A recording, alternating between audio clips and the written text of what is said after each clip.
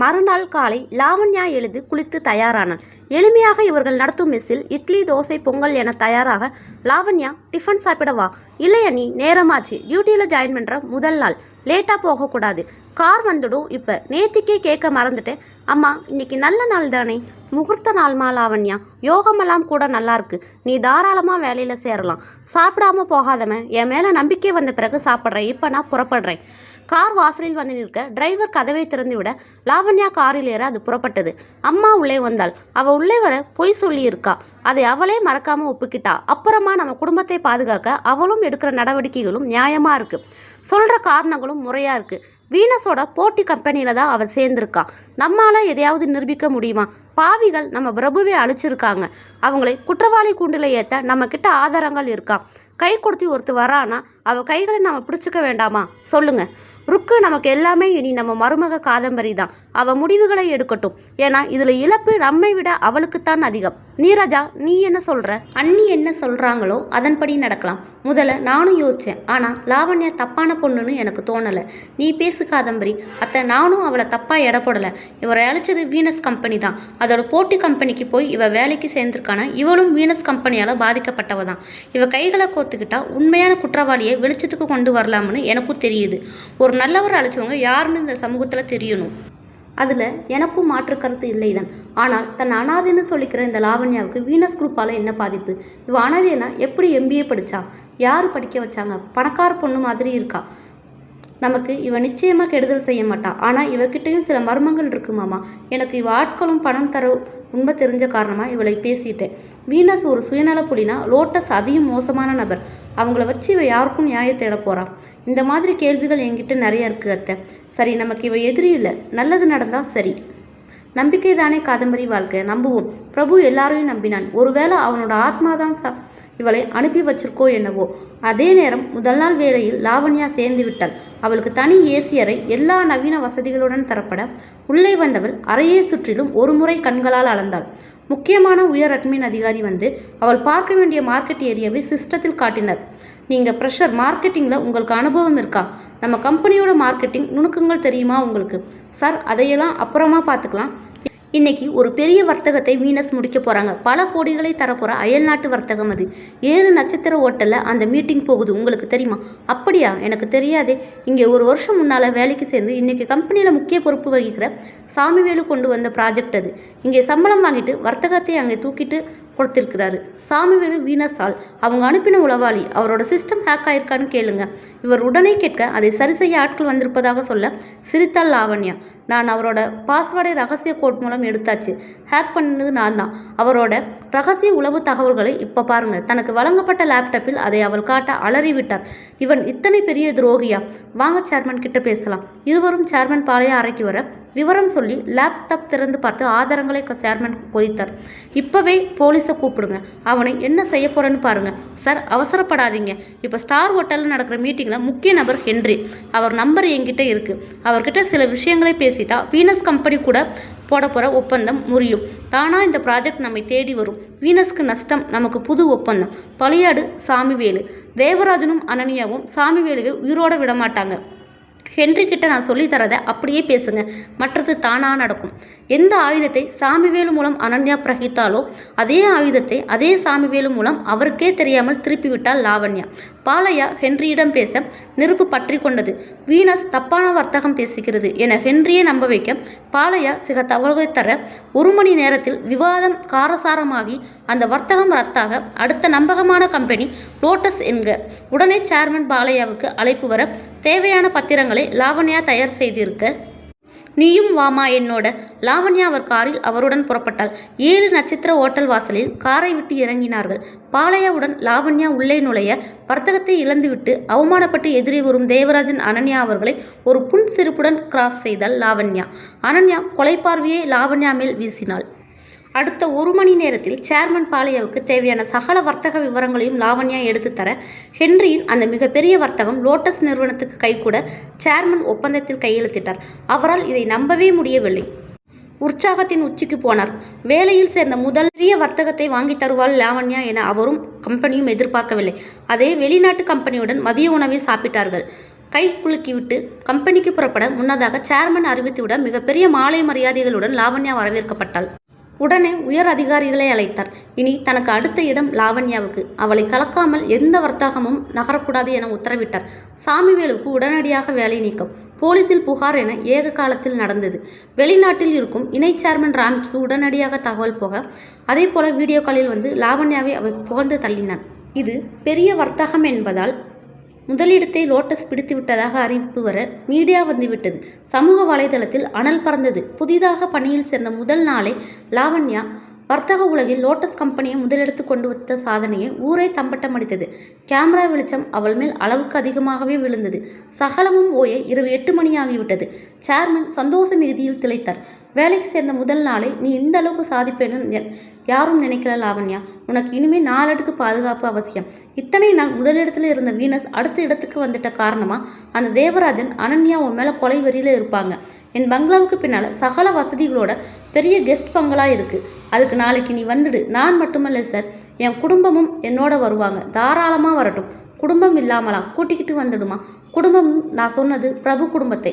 வீனஸால துரோகின்னு பழி சுமத்தப்பட்டு தந்திரமாக கொலை செய்யப்பட்டு அந்த பழியை சாதுரியமாக சக தொழிலாளிகள் மேலே போட்டு தப்பிச்ச பாவிங்க இவங்க. அதுக்கான பழியை ஏற்ற கூலிப்படை கூட்டம் கைதாகி பணம் வாங்கின வக்கீல்களால் வழக்கு திசை திருப்பப்பட்டு அவங்களையும் வெளியில் கொண்டு வந்து ஃபைலை மூடிட்டாங்க. நஷ்டம் அந்த குடும்பத்துக்கு மட்டும். அவங்க இப்போ ஏறத்தாழ வீதியில் நல்ல பதவியிலிருந்து கம்பெனிக்காக விசுவாசமாக உழைச்ச பிரபுவை அழிச்ச பாவிங்க அவங்க. அந்த வாழ்க்கை திரும்பவும் ரீஓப்பன் பண்ணி பிரபு துரோகி இல்லை, தியாகின்னு இந்த உலகம் புரிஞ்சுக்கணும். அதுக்கு பணபலம், படைபலம், சட்டத்தோட சப்போர்ட் எல்லாம் வேணும்.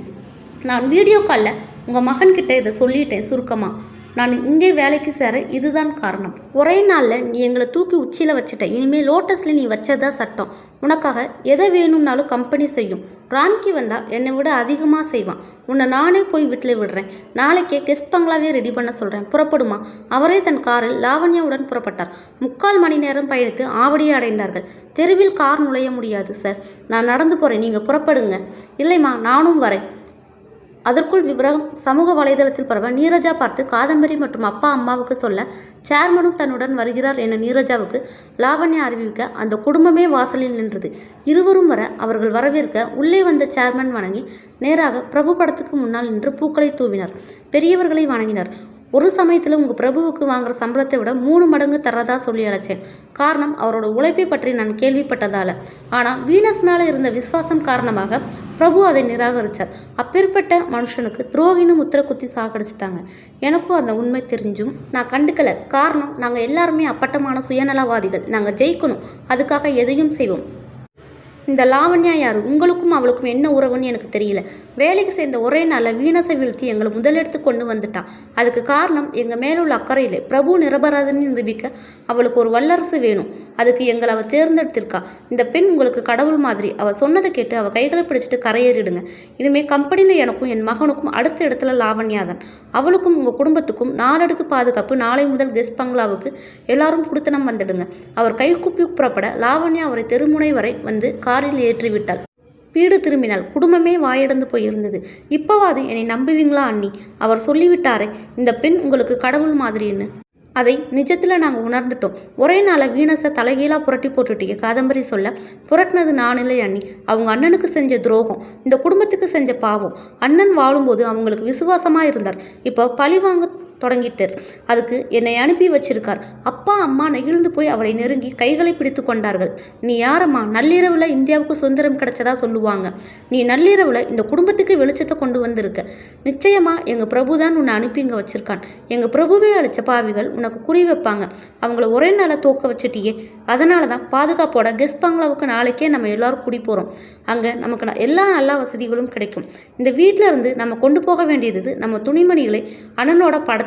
அங்கே போய் பால் காய்ச்சி அப்படியே குடித்தனத்தை தொடங்கிடலாம். மணி 12 படுக்கலாம். அந்த குடும்பமே அவளை பிரமிப்புடன் பார்த்தது. முதல் நாள் நள்ளிரவில் அடைக்கலமாக வந்தாள். அடுத்த நாள் நள்ளிரவில் வேலையுடன் வந்து நின்றாள். இந்த 3வது நாள் நள்ளிரவில் வீனஸை புரட்டி போட்டு குடும்பத்தை கையில் எடுத்து விட்டாள். இத்தனை சாதிக்கும் இந்த பெண் யார்? பெரிய கேள்வி அந்த குடும்பத்தின் முன் நின்றது. தோற்று அவமானப்பட்டு மிகப்பெரிய வர்த்தகம் கைவிட்டு போனதால் வர்த்தக உலகில் முதல் முறையாக முதலிடம் பறிபோக இத்தனையும் ஒரு சில மணித்துளிகளில் நடந்து முடிந்துவிட்டது. சேர்மன் தேவராஜனால் இந்த அதிர்ச்சிகளை தாங்கிக் கொள்ள முடியவில்லை.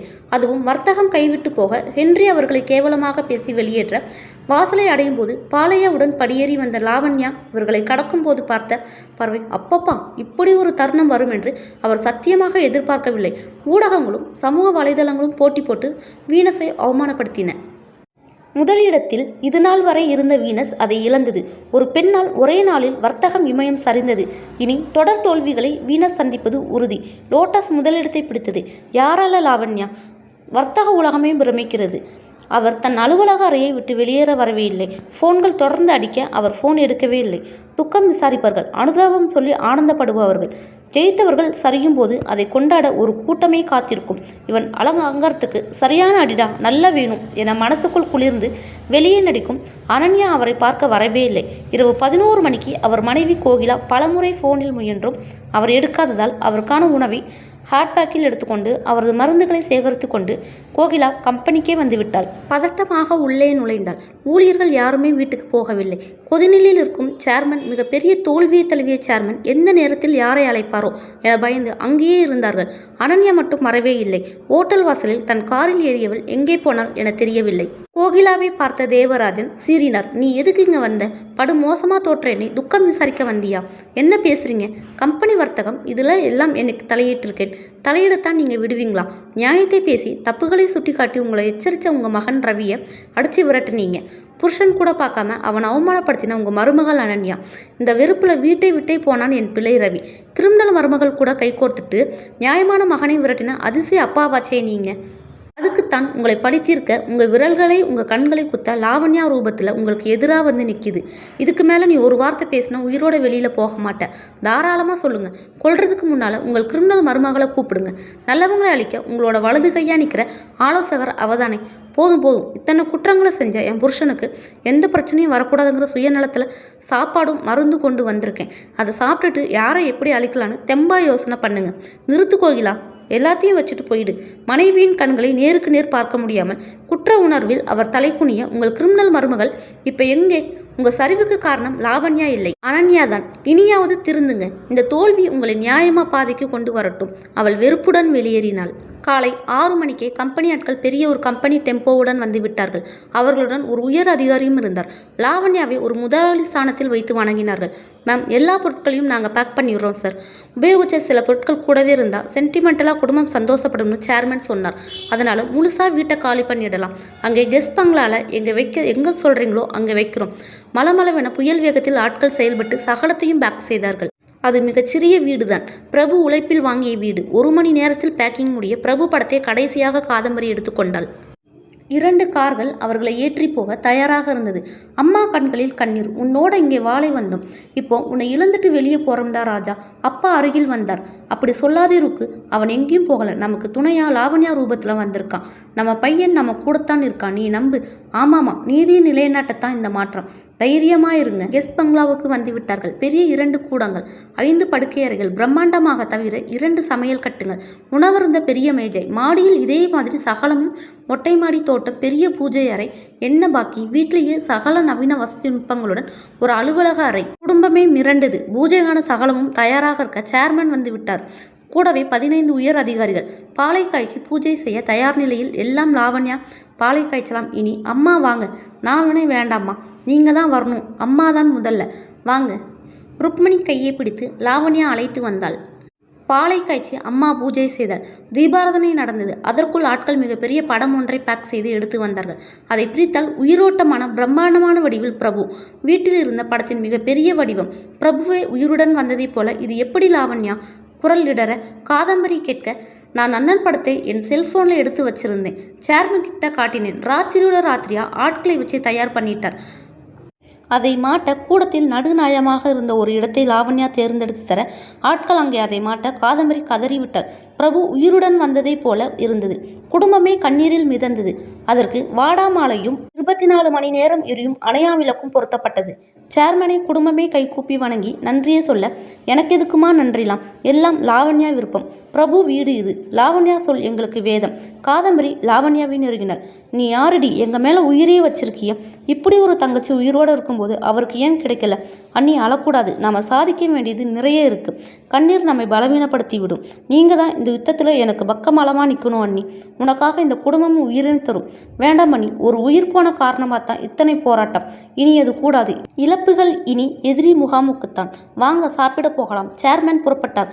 சார், நீங்கள் சாப்பிடலையா? காலையில் நான் வெறும் கஞ்சிதாம்மா, அதுவும் இன்னைக்கு சாப்பிடலை, விரத நாள். நீங்கள் எல்லாரும் சாப்பிடுங்க. உங்களுக்கு நன்றி சொல்ல என்கிட்ட வார்த்தைகள் இல்லை சார். வேண்டாமா, உனக்கு செய்ய கடமைப்பட்டிருக்கும். ராம்கி இன்னைக்கு ராத்திரி வரான். நாளைக்கு காலையில் 7க்கு மீட்டிங். முக்கியமாக நீ அதில் கலந்துக்கணும். பல முக்கிய முடிவுகளை எடுக்கணும் லாவண்யா. நான் புறப்படுறேன். அதிகாரிகள் படையும் அவருடன் புறப்பட்டது.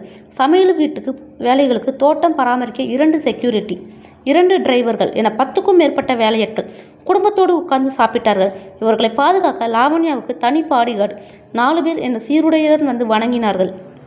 காதம்பரி பிரமித்தாள். நீரஜா அருகில் வந்தாள். அண்ணி, என்ன ஒரு செல்வாக்கு இந்த லாவண்யாவுக்கு! லோட்டஸ் கம்பெனியை ஒரே நாளாக முதலிடத்துக்கு கொண்டு வந்துட்டாளே. அவங்களோட பல வருஷ கனவை சில மணி நேரங்களில் பூர்த்தி பண்ணிட்டாளே. அதான் அந்த மரியாதை. அவள் பேச்சு, நடவடிக்கை, செயல்பாடெல்லாம் பார்த்தா நிச்சயமாக இவ பணக்கார பொண்ணு மாதிரி தான் தெரியுது.